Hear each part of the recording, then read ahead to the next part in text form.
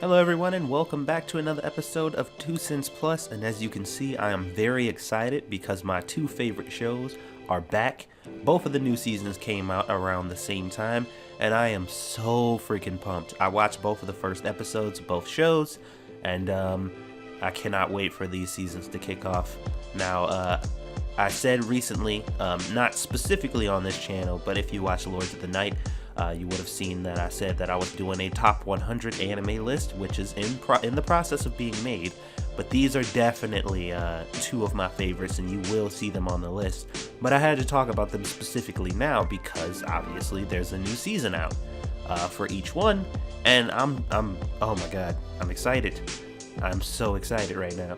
So I'm not going to give you a full review of both shows right now or anything like that. I'm just going to tell you why I love these shows and why you should be watching them. First off, Food Wars, I've been watching for a pretty decent amount of time. I believe this is season 3 or 4. I have to go look again.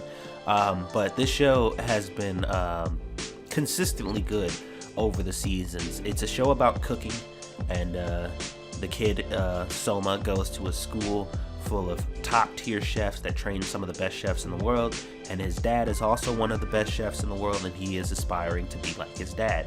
And he is going to this school that he did not choose to go to, by the way. His father just kind of shipped him off to this school so he could better his cooking, and that's basically what the story is about. His rise to the top in the same school that his father graduated from, trying to make a name for himself. And it seems pretty simplistic, like there wouldn't be a lot of drama, but boy, are there some seriously dramatic situations in this show. First of all, there's a constant threat of being expelled all throughout the show, because if you just don't measure up, they don't keep you.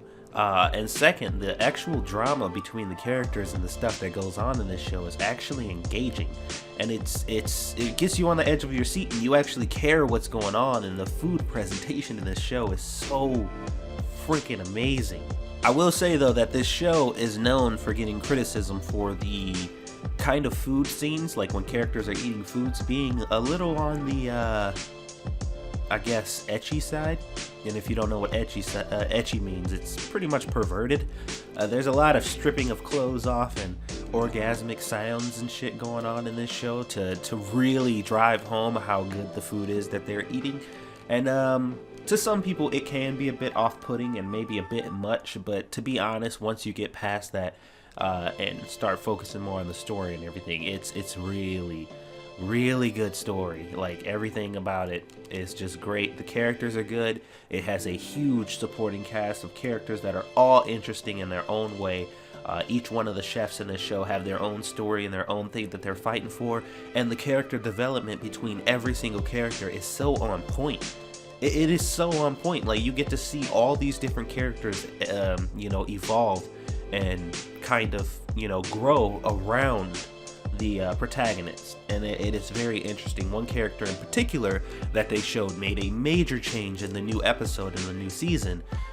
Is probably one of Yukihiro's biggest rivals and kind of adversaries throughout the show. I'm not going to give away too much. If you want to see it, you should check the show out. But she made a full 360, and initially, like, I didn't dislike her character, but now I definitely like her a lot more. I mean, if you love food as much as I do, and you just like watching shows about food, this is a must watch just by that principle alone. But it also has some, pretty dramatic and some pretty heavy topics and stuff that they talk about throughout the show, and things that they tackle that'll keep you engaged and sometimes make you think. So definitely, if you're not checking out Shokugeki no Soma, you need to be watching it.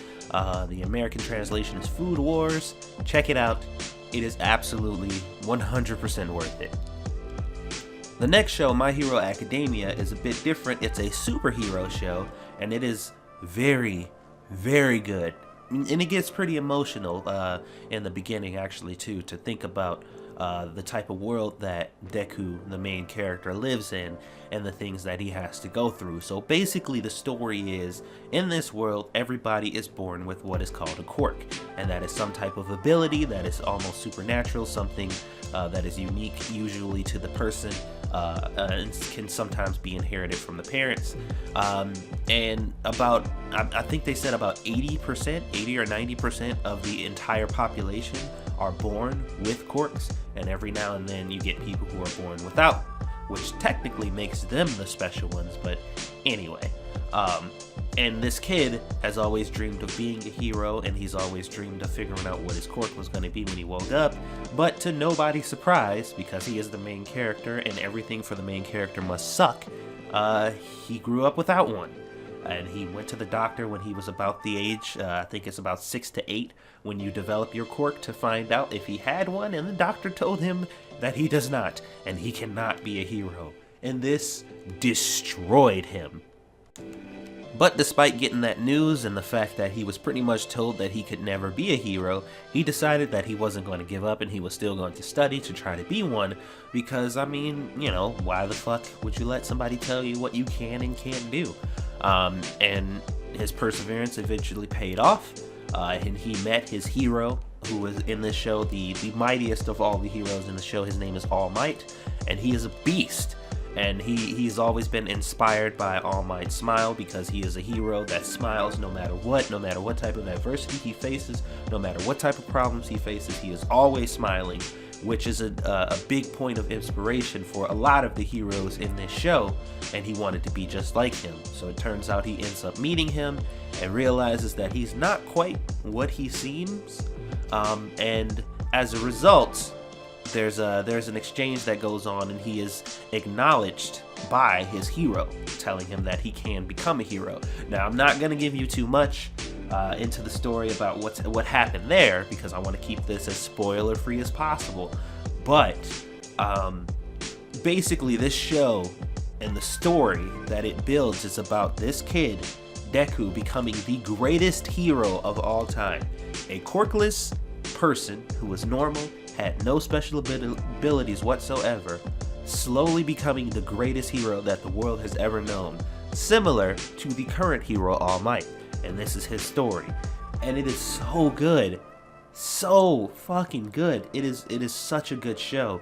Once again, the same thing with Shokugeki no Soma. You have a bunch of supporting characters who all have growing to do, who all have their issues and their problems and their dilemmas. All these people who all want to be heroes for different reasons, who have very different abilities, and it's just such a delight to watch all these characters grow into the heroes that they will inevitably become.